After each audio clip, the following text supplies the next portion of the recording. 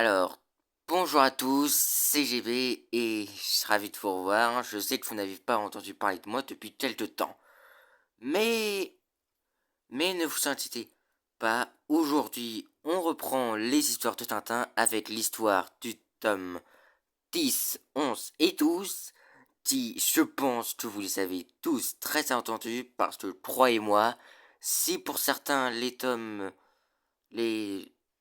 les 9 premiers tomes étaient un peu trop, comment dire, avec un scénario un peu trop répétitif, là ça va être totalement différent. Perdons pas de temps et commence avec le tome 10 de Tintin, l'étoile mystérieuse.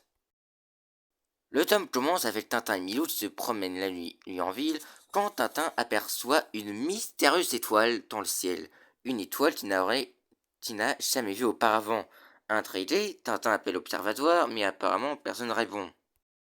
Il décide alors de se rentrer avec Milou ou, ou en allant au centre observatoire, un vieil homme lui dit que le châtiment a commencé.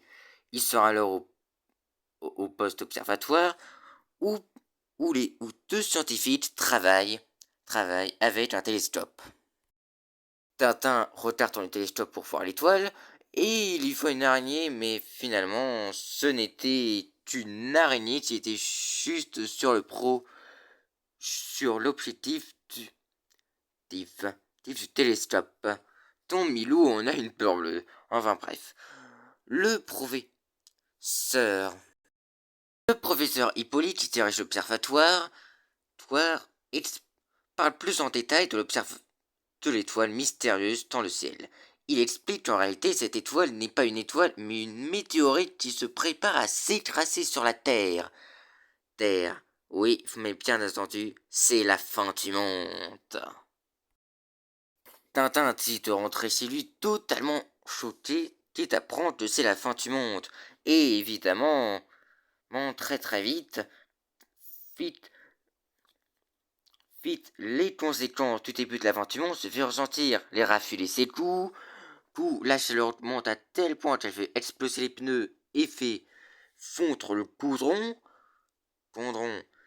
et, et même un et même un vieux qui se trouvait à l'observatoire se prétend prêtre et prédit le châtiment. Mais point, Tintin ne croit pas du tout à tout cela et demande plutôt au prêtre, on va tout l'appeler comme ça, de rentrer chez lui. Mais point, le prêtre il est complètement taré, donc il prend juste Tintin pour en envoyer des 7 péchés capitaux. Tintin rentre chez lui où l'étoile continue à grossir à un tel point que la chaleur devient brûlante pour lui. Lui, Tintin cite alors de dormir où ce dernier rêve du prêtre et de l'araignée fut sur l'objectif télescope. Heureusement, il se réveille et découvre qu'il est 8h pile et la fin du monde est censée arriver à 8h30 selon les scientifiques de l'observatoire. Tintin, Tintin regarde l'heure et ça y est, 8h30 est arrivé, c'est la fin du monde. La maison, l'appartement de Tintin tremble, tout est détruit et là, la météorite s'écrase, c'est la fin du monde. Tintin et tous ses amis, y compris les Tupons, les Capitaine Haddock et Milou, sont morts. Bon et ben voilà, c'était tout pour cette vidéo. Merci d'avoir regardé. C'était GB et on se retrouve à la prochaine. Non, non, non, non, en fait, c'était évidemment une blague, hein. En réalité, c'est pas la fin du monde, je vous explique. Il s'avère qu'en réalité, ce n'était qu'un simple tremblement de terre. Enfin, un simple tremblement de terre, en même temps, regardez un peu les détails dans la rue. Tintin se rend à l'observatoire, où il s'avère que les scientifiques s'étaient trompés. La météorite a juste frôlé la Terre, et c'est un morceau de cette dernière qui s'est écrasé sur la Terre, et qui a provoqué ce violent tremblement de terre, mais pas la fin du monde. Mais il s'avère que le morceau et puis il s'avère que le morceau de l'astéroïde s'est écrasé. C'est étant contient un métal inconnu. Et le professeur Hippolyte s'en réjouit car c'est lui qui l'a découvert. Faire le métal et en, et en, Et finalement, le métal est ensuite localisé. Il se trouve en mer Arctique. Le professeur Hippolyte et Tintin décident ensemble d'organiser une expédition pour retrouver le morceau de l'astéroïde et le fameux métaux. L'expédition est composée évidemment du professeur Hippolyte, du professeur Erich Potsenskold, du professeur Porfirio Peloro in Calamares, du professeur R. Doctor, du professeur Paul Cantono, du professeur Pedro Ruas dos Santos, de Tintin et du capitaine Haddock. Il savait manger celui-là. Tintin embarque alors à Aurore, le nouveau bateau du capitaine, où un mystérieux homme s'enfuit. Il s'avère que ce mystérieux homme a installé en secret une pompe sur le bateau pour le faire exploser. Milou avertit alors Tintin et Haddock. Et faire la pompe, tu Milou a éteint avec ça. Mais il faut pas savoir. Voilà. Mais finalement, et après avoir reçu le professeur Hippolyte, il s'avère que la pompe a disparu. Oui. Tout l'équipage recherche la bombe, pensant que c'est le mystérieux saboteur tout à l'heure qui l'a pris, et il s'avère qu'en réalité, c'est le prêtre un peu foufou du début qui l'a.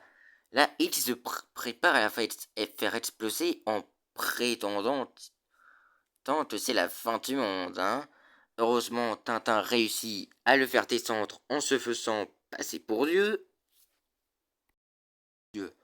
Le prêtre descend et est emmené à un hôpital psychiatrique. Le lendemain matin, l'Aurore se prépare à partir et tout le monde est venu admirer son départ, même les deux du pont. Le capitaine même Todd reçoit aller se revoir de son club de marins anti-alcooliques après les mésaventures qu'il avait effectuées lors du tome 9. Enfin, club pour les marins anti-alcooliques. Moi, ouais, on voit, L'Aurore décide de partir, mais le capitaine Haddock reçoit un télégramme révélant qu'un bateau appelé le Péry est parti rechercher le morceau de l'astéroïde comme Tintin, Haddock et le professeur Hippolyte. Mais bon, cela ne va pas les s'arrêter et malgré cela, ils décident de partir. Et évidemment, l'expédition est financée par tous les pays d'Europe, car on apprend que c'est en réalité le directeur d'une banque en Amérique du Sud qui finance de façon illégale l'expédition du Péry. Un homme qui est apparemment prêt à tout pour s'emparer du morceau de la météorite. Quant à Tintin et Milou, ils profitent du large, enfin à peu près, et essaient de manger, mais pour un Milou il fait des conneries, etc.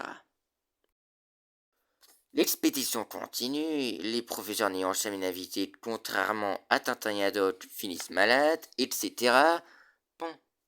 Dans ce temps, le directeur de la banque appelle quelqu'un chargé, appelle un autre bateau.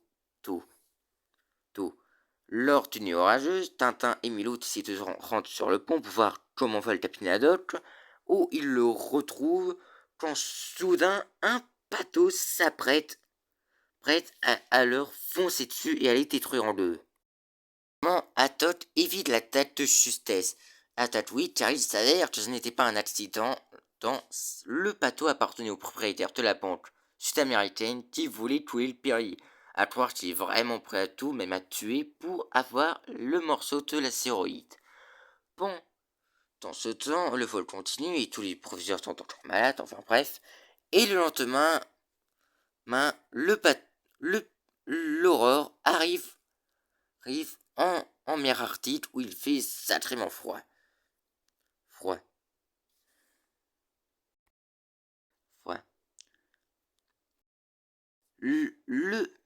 L'aurore s'arrête en Islande pour faire un petit ravitaillement d'essence.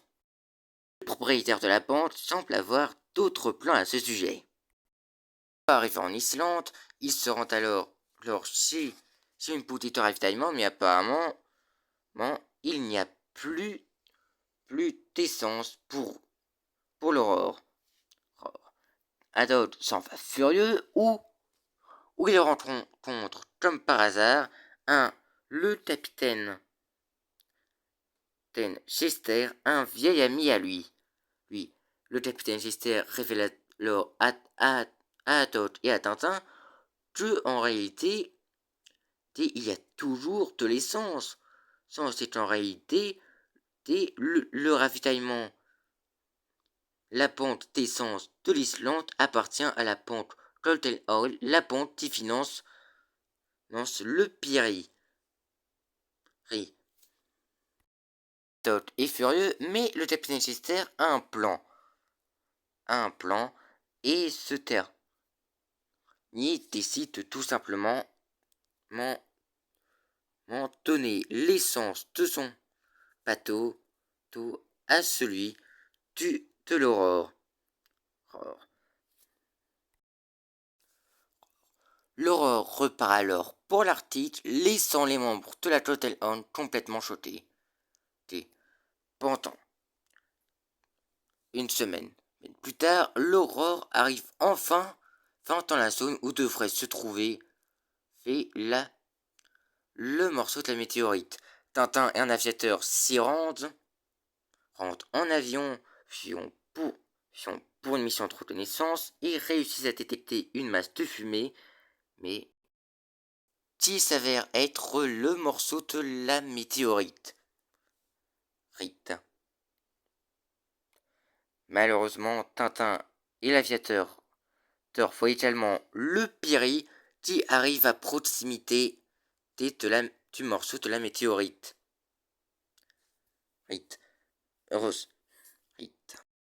Quand le Piri risque d'arriver au morceau de la météorite avant d'eux, ayant perdu beaucoup de temps, il décide de rattraper ce fameux temps perdu et Haddock ordonne que les machines brûlent à flot jusqu'à qu'ils puissent rattraper le Piri. L'aurore avance et réussit presque à rattraper le Piri quand soudain le capitaine Haddock reçoit un télégraphe venant d'un bateau en danger. J'ai appelé CIN.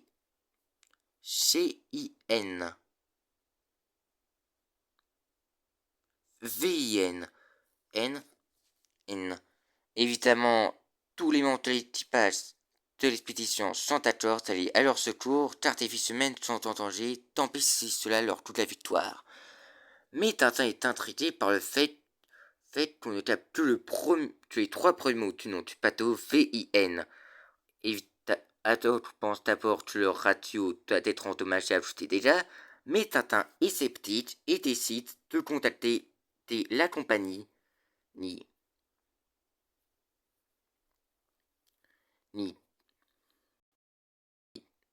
de la marine pour en savoir plus. Il s'avère qu'il n'y a aucun bateau portant comme trois premières lettres VIL qui est en danger. Le Piri leur avait envoyé un faux SOS dans le but de les ralentir.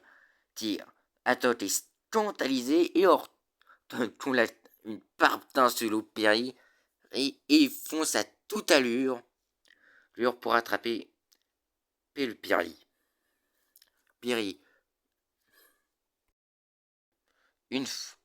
Malheureusement, c'est trop tard, le Piri a pris trop d'avance, mais Tintin décide alors de partir en avion.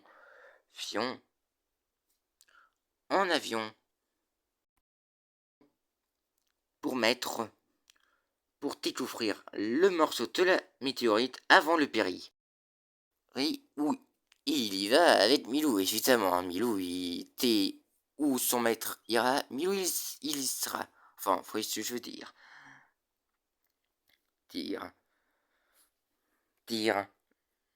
le litre Fion de Tintin arrive au morceau de la météorite et s'apprête prête à atterrir quand le Péri envoie un canot avec son drapeau.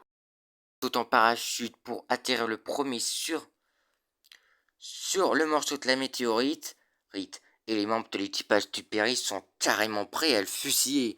Heureusement, le capitaine du Péri les s'en empêche.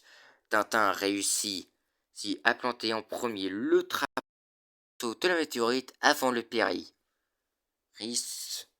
Une victoire, enfin presque. Il faut déjà commencer par explorer un peu plus près le morceau de la météorite.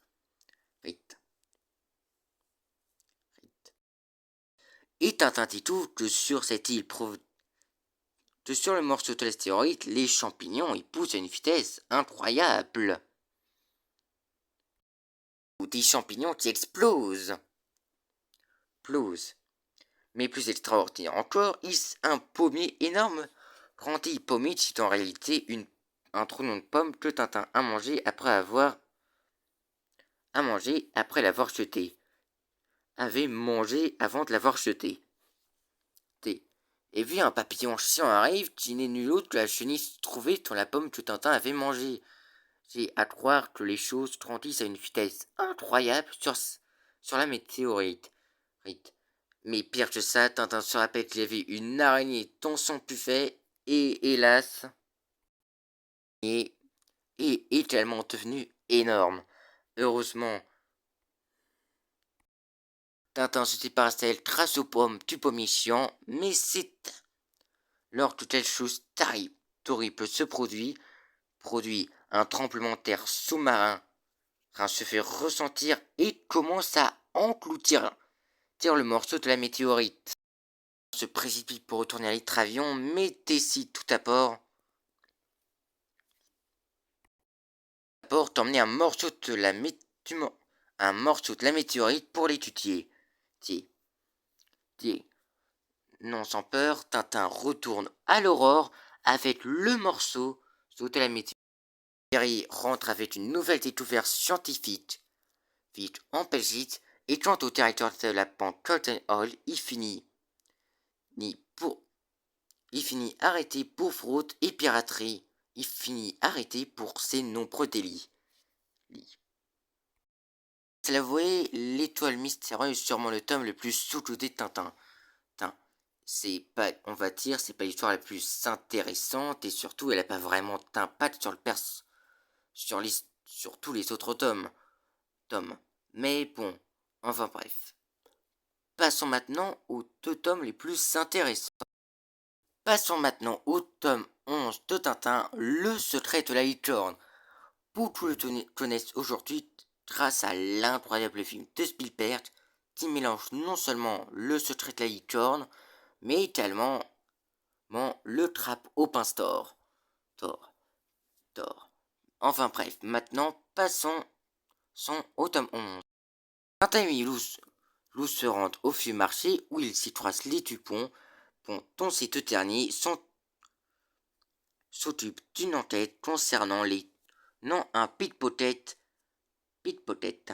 Pour ce pas, les pickpockets, ce sont des voleurs spécialisés dans le vol de portefeuille. Dont d'ailleurs, Dupont et Dupont se sont fait voler leurs portefeuilles respectifs. Tintin paye leur lot de canne pour eux, gentil comme il est, et décide de repartir où il voit une magnifique maquette d'un vaisseau 3 mois. Tintin est admiré, il décide de l'offrir au capitaine Haddock et achète la maquette, mais deux autres hommes arrivent pour se l'acheter. Apprenant que Tintin l'a laissé l'acheter, il tente de le convaincre de les racheter en augmentant le prix, mais évidemment Tintin refuse. Intrigué par le fait qu'on veut tous leur propriété, leur bateau, il décide de l'entreposer chez lui en attendant le capitaine Haddock.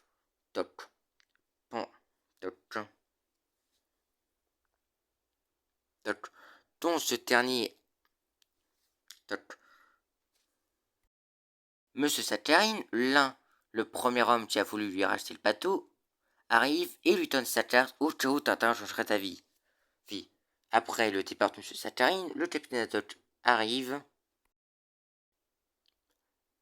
et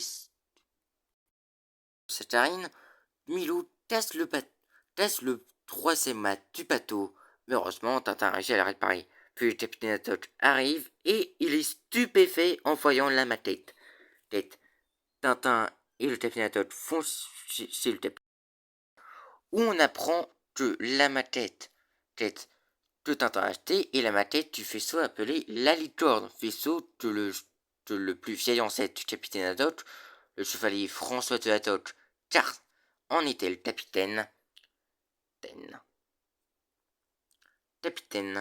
Tintin décide alors de retourner chez lui pour amener la maquette chez le capitaine, mais cette dernière a été volée. Il prévient alors le capitaine. Tenchi est scandalisé et c'est alors que Tintin trouve déjà un suspect, Monsieur Saccharine. Il va alors chez lui où il y voit son fameux bateau. Monsieur Saccharine nie le fait qu'il ait volé le bateau à Tintin, vu que ce bateau sera apparemment sa propriété depuis plus de 10 ans. Tintin examine alors le bateau, mais il réalise que le troisième mât est intact, innocentant Monsieur Saccharine. Il s'avère que M. Saccharine est collisionneur de bateau et qu'il a été interdit de voir un deuxième exemplaire de son bateau. Oui, c'est pour ça qu'il voulait le racheter à Tintin. Enfin bref, Tintin décide alors de rappeler le capitaine Haddock, mais il ne répond pas et Tintin, pensant qu'il est sorti, retourne chez lui. Mais il découvre avec horreur que quelqu'un a cambriolé son appartement. Des voleurs plutôt étranges car ils n'ont rien volé. Les Dupont rendent visite à Tintin pour lui rembourser les cannes, mais évidemment, ils se sont encore une fois fait voler leur portefeuille. Et je me souviens que quelqu'un les avait postulés dans l'escalier. Et tout à l'heure, il s'avère que Mister Individu n'était nul autre que le deuxième homme au marché aux puces qui voulait racheter le bateau à Tintin. De Dupont sauf partie, Tintin devient encore plus intrigué. Et c'est alors quand Jean il trouve derrière sa commode un parchemin qui était caché dans le mât du bateau et qui était tombé comme il avait fait tomber le bateau. Le parchemin qui révèle une étrange énigme, 3 frères unis, 3 licornes de conserve flottant au soleil de midi parleront, car c'est de la lumière que parlera la lumière et resplendira la croix de l'aigle. Suivi de chiffres indescriptibles. Tintin est intrigué, tripé du puzzle. En réalité, la personne cherchée. En réalité, on a volé le bateau pensant sans trouver le parchemin qui se trouvait dans le troisième mât du bateau. Et s'il a été cambriolé, c'est pour retrouver le parchemin. Mais ils ne l'ont pas trouvé. Et du coup, Tintin déduit qu'il est sur la piste d'un trésor. Il retourne alors chez le capitaine, mais apparemment ce dernier n'est pas chez lui. Ne semble pas être lui, alors que pourtant Tintin entend. C'est alors que le capitaine Haddock crie des cris d'horreur. Tintin fait le rappel à un serrurier, mais apparemment rien à faire. Les clés sont échappées de l'autre côté de la porte. Tintin et le serrurier enfoncent la porte et découvrent le capitaine avec un mystérieux chapeau et un sabre à la main. Le serrurier et la concierge de l'immeuble s'enfuient, pendant que Tintin exige une explication à son ami le capitaine. Le capitaine Haddock explique qu'hier il avait trouvé un vieux coffre appartenant à sa famille depuis longtemps dans son grenier où où il se trouvait les mémoires du capitaine François de Haddock. Haddock décide alors de lui raconter l'histoire. Et en 1692, la licorne retournait en France après une dure expédition. Mais alors qu'elle revenait, le vaisseau a été attaqué par des pirates. François de Haddock décide alors de prendre l'assaut et la bataille commence.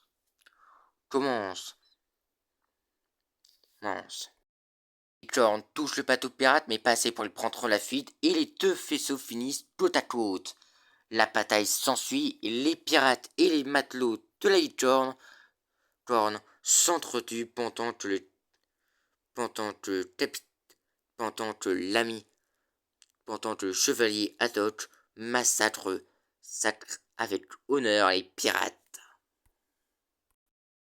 Pendant la bataille, le, le chevalier François de Haddock finit assommé et percussionné par les pirates, plus particulièrement par leur chef Rackham le Rouge, dont je crois qu'il a vraiment insisté. Rackham le Rouge lui montre alors qu'il prend le contrôle de Licorne et fait distribuer son trésor. Sort-il a rapporté d'un faisceau espagnol.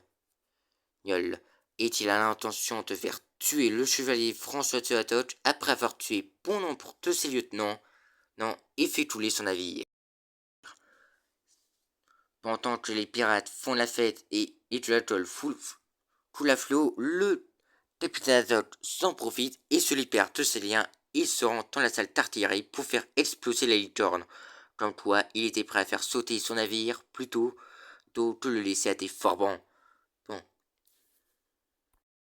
Alors, il se prépare à tout faire exploser, mais Rackham le surprend et un combat prend alors entre les deux. Et finalement, le chevalier Haddock tue Rackham et s'enfuit avec le trésor de Rackham le Rouge avant que le bateau explose. Le capitaine resta 2 ans sur une île déserte avant de se faire recueillir par un bateau français qui le ramena dans son pays. Tintin réussit. Le capitaine Haddock lui raconte alors qu'à la fin du livre, il y a un testament où il lègue à ses 3 fils 3 maquettes identiques à la Licorne, où une énigme disant que s'il déplaçait le 2e mât, la vérité sera dévoilée. Tintin réalise alors qu'il s'agit en réalité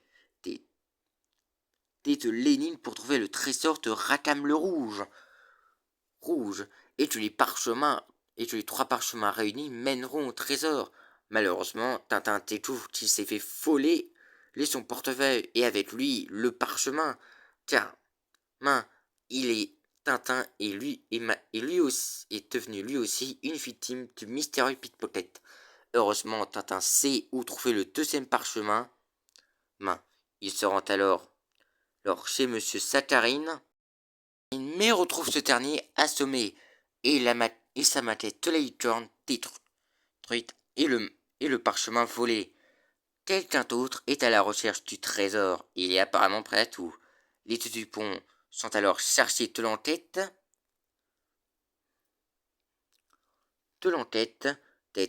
Monsieur Saccharine, qui après être revenu à lui témoigne et se souvient que son agresseur n'était nul autre que le 2e homme qui avait voulu racheter la Licorne à Tintin.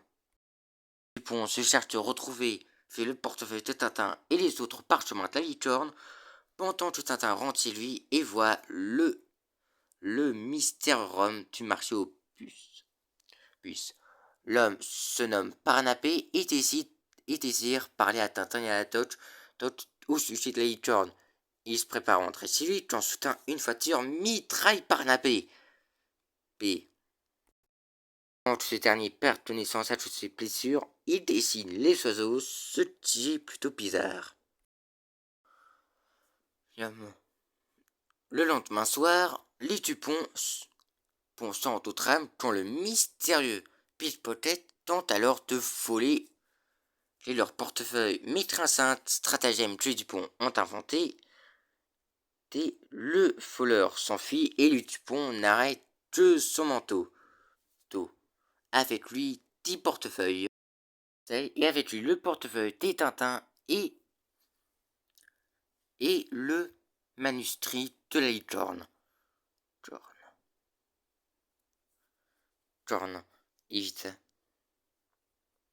Évidemment, les Dupont décident d'identité sur le pickpocket grâce à son manteau. Plusieurs jours plus tard, 2 hommes arrivent chez Tintin prétendant lui livrer le cher Saint-Vin, enfin, Tila l'aurait apparemment commenté. Mais c'est un piège, c'est Tintin qui va être livré. Oui. Heureusement, Milou réussit à s'enfuir et à poursuivre le camion des kidnappeurs de Tintin. Le, le lendemain, Tintin se réveille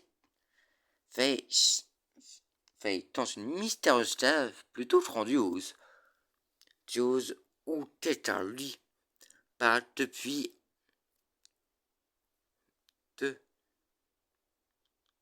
un parlophone.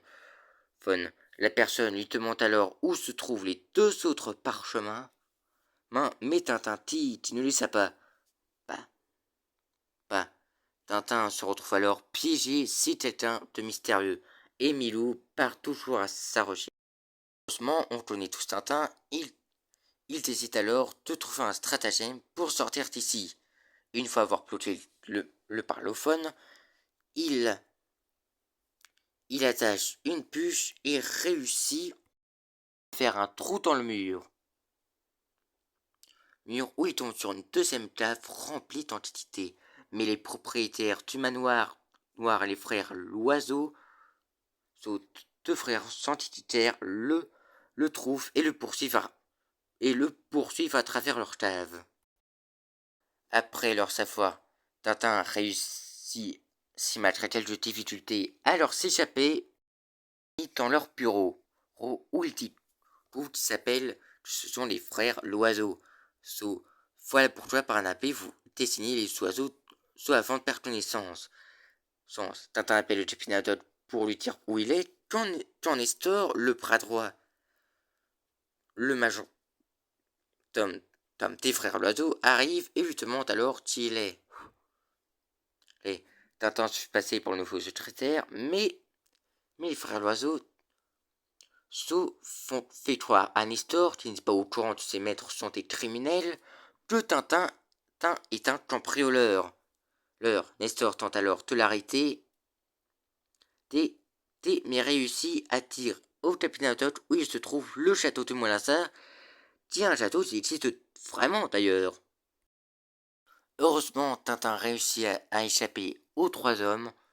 Sommes à nouveau dans le parc où les frères Loiseau et Nestor le poursuivent avec leur chien de chasse.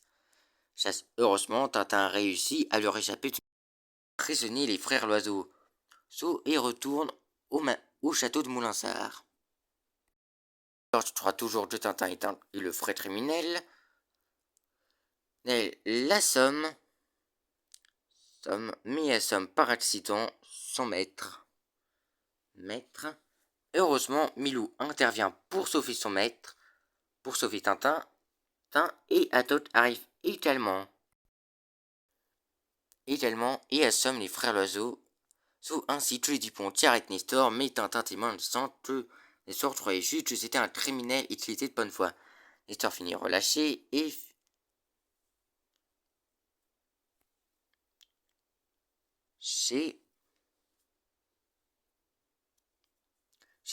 pendant Atot explique la situation, l'un des frères Loiseau, le plus dangereux selon Tintin, réussit à s'enfuir. Le deuxième frère Loiseau hésite alors de tout témoigner en échange d'une peine moins lourde. Il révèle alors que lui et son frère avaient acheté la maquette de la licorne et s'y avaient trouvé le parchemin réalisant une cité sur la piste d'un trésor. Ils décident ils sont engagés par un abbé pour retrouver les deux autres maquettes, mais Parnapé a décidé de les dénoncer à Tintin et à la Dodge. C'est pourquoi ils sont fouillés éliminés. Heureusement, Parnapé a survécu et a pu témoigner contre les frères Loiseau. Sauf que, gros problème, le deuxième frère Loiseau a toujours les deux parchemins manquants.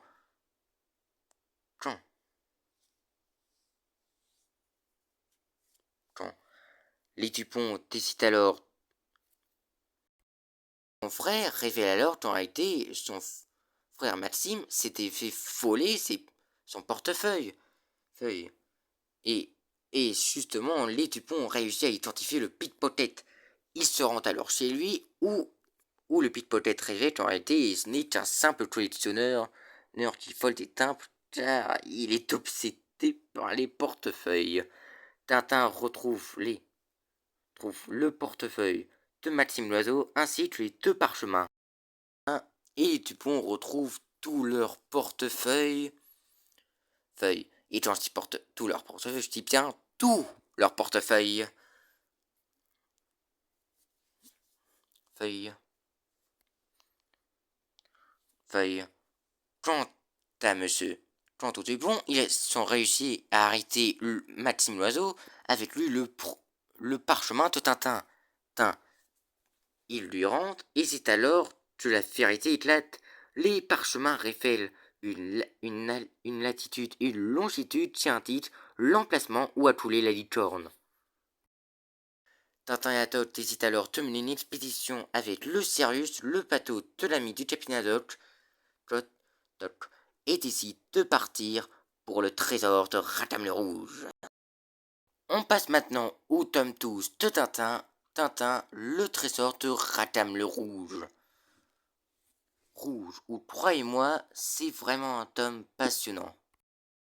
Tintin et Haddock se préparent alors à partir pour l'expédition pour le trésor de Radam le Rouge, bien que certains n'y croient pas trop à cette histoire, car évidemment, les historiens ont toujours cru que le trésor a été perdu à jamais.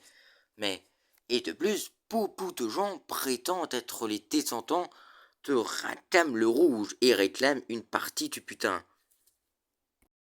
Heureusement, Tintin leur fait peur en disant que qu'il est le descendant de celui qui a tué Radam le Rouge, etc. Pendant ce temps, les Dupont leur rendent à nouveau visite pour leur dire quelque chose d'important. Pendant quand soudain ils reçoivent la visite pas d'une autre personne qui prétend être l'héritier de Radam le Rouge, mais le fameux professeur Tournesol. Hein, vous l'attendiez lui aussi, celui-là? Là, le professeur Tournesol hésite foire Tintin. Et veut le voir, s'il a entendu parler de l'expédition et qui lui propose un sous-marin, de lui acheter un sous-marin pour laisser dans leur tête du trésor de Radam le Rouge. Le professeur Tournesol amène Tintin et ses amis dans son laboratoire où il lui présente un sous-marin en forme de requin pour passer inaperçu. Mais Tintin refuse l'offre en disant qu'ils n'ont pas vraiment besoin de ça, mais Tournesol est complètement sourd. Du coup, il comprend l'inverse. Enfin bref, Tintin et Haddock achètent un scaphandre pour l'eau et se préparent à en partir. Et quand Dupont vient leur dire que les frères Loiseau se sont évadés et sont sûrement à leur recherche. Quand soudain, le professeur Tournesol insiste toujours auprès d'Haddock pour venir à l'expédition. Mais Haddock et Tintin refusent conditionnellement le sous-marin requin de Tournesol. Tournesol est sourd, il crie que votre appareil ne nous intéresse pas pour qu'ils comprennent enfin. Le Sirius part pour l'île du chevalier de Haddock, mais c'est alors que des phénomènes avec les Dupont à bord pour les protéger au cas où les frères Loiseau tenteraient quelque chose contre eux. Vente mystérieusement se produit, de la nourriture disparaît, etc. Mais pour un Tintin et Haddock pense juste que c'est Milou. Lou qui a fait le coup. Pendant que les Dupont, comme d'habitude, se fondent dans la masse. Et de plus en plus d'événements inexplicables se produisent et beaucoup plus de nourriture disparaît. Lui, Haddock vient, se rend à la cave et découvre ouvre tes pièces et pense que c'est une pompe et trie à l'aide un Tintin. Examine les pièces de plus près et réalise que c'est en réalité les pièces du sous-marin requin de tournesol. L'enquête et découvre le tournesol est monté à bord clandestinement avec son sous-marin requin et a littéralement vidé les bouteilles d'alcool pour mettre les pièces du sous-marin requin à la place. Atot est d'abord furieux, mais le professeur Tournesol étant sourd et étant trop loin pour renoncer, le professeur Tournesol finit bien malgré la situation, membre de l'expédition. Plusieurs jours plus tard, l'expédition arrive enfin à l'île du chevalier Theodore.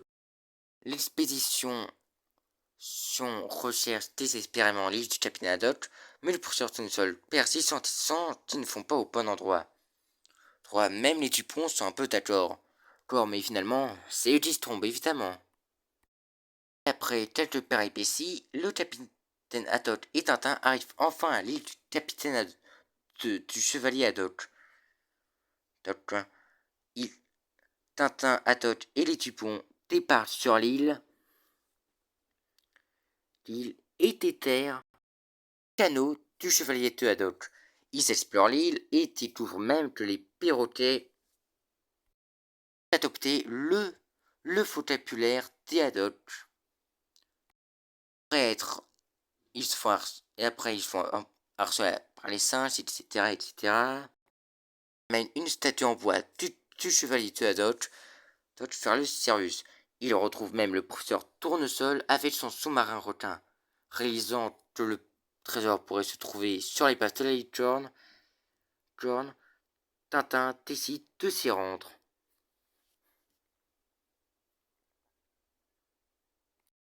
Un requin du professeur Tournesol. Malgré quelques petites difficultés, des car son requin finit enlacé, tenté, des salles, etc. Mais grâce à Haddock et Tournesol, à le libérer, repart faire l'épave. Paf.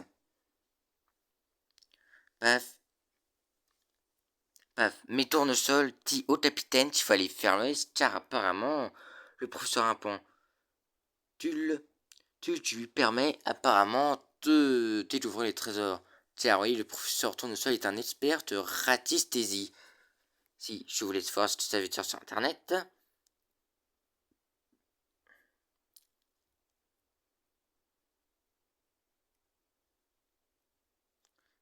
Et Tintin remonte en disant qu'il a découvert la licorne. Tintin enfile alors juste à ventre et explore l'épave. De retrouver le trésor te réclame le rouge. Paf, ramène tes découvertes, etc. Même le capitaine Haddock se porte volontaire. Les jours passent et Tintin ne ramène que de vieilles bouteilles d'alcool. Mais un jour, il ramène un mystérieux coffret qui pourrait être le trésor de Réclame le Rouge. Mais après s'être battu contre un requin, Tintin remonte le coffret qui contenait de simples parchemins. Les jours passent et Tintin et Haddock ne trouvent toujours rien. Le trésor de Réclame le Rouge. Il décide alors de retourner sur l'île, pensant trouver une solution, et il découvre une croix qui pourrait être la fameuse croix de l'aigle. Mais le professeur Tournesol est toujours persuadé grâce à son pendule qu'il trouve au mauvais endroit. Malheureusement vrai, car il n'y a rien ici. Si, ils finissent alors par retourner bredouille sur le Sirius. Plein d'autres jours passent, Tintin retourne à l'épave de la licorne, mais toujours rien. Finalement, le Sirius retourne en Belgique, bredouille, sans n'avoir rien trouvé. L'expédition est un échec. Du moins, jusqu'à ce que le professeur Tournesol revient auprès de Tintin avec les manuscrits que Tournesol a identifiés. Il s'avère qu'il disait savais que Moulinsart était la propriété du chevalier de Haddock, et que le capitaine devait l'acheter. Et justement, le château est en vente et que le capitaine devait l'acheter. Mais le capitaine et Tintin sont actuellement fauchés. Heureusement, Tournesol a vendu son sous-marin au gouvernement et décide de donner l'argent au capitaine Haddock pour qu'il achète le château de Moulinsart. Tintin et Haddock sont au château de Moulinsart et explorent la cave des antiquités des frères Loiseau et découvrent une statue de Saint Jean l'évangéliste, aussi appelé l'aile de Patmos, ainsi qu'un globe avec l'île du capitaine. C'est alors que le globe s'ouvre, révélant le sabord de Radam le Rouge, comme dit le capitaine. Même Tournesol les rejoint. Haddock devient le nouveau propriétaire du château de son aïeul, et invite même Tintin et le professeur Tournesol, devenus leurs amis, mis au château. Et tout est bien qui finit bien. Les tomes, évidemment, ces 3 tomes sont les tomes les plus sous-cotés, je trouve de Tintin, et pour moi c'est totalement faux, parce que si le secret de la licorne, le trésor de Radam le Rouge, et surtout le Trapoupin Store sont sous-cotés, Spielberg n'aurait jamais fait cet incroyable film qui est le secret de la licorne, qui est parfaitement adapté pour un film de Tintin. Et du coup, je vous laisse et on se retrouve pour la suite. Ici, le professeur Tournesol vous a monté. Croyez-moi, on est sacrément prêt d'en réentendre parler. En attendant, je vous laisse. C'était GB. À la prochaine.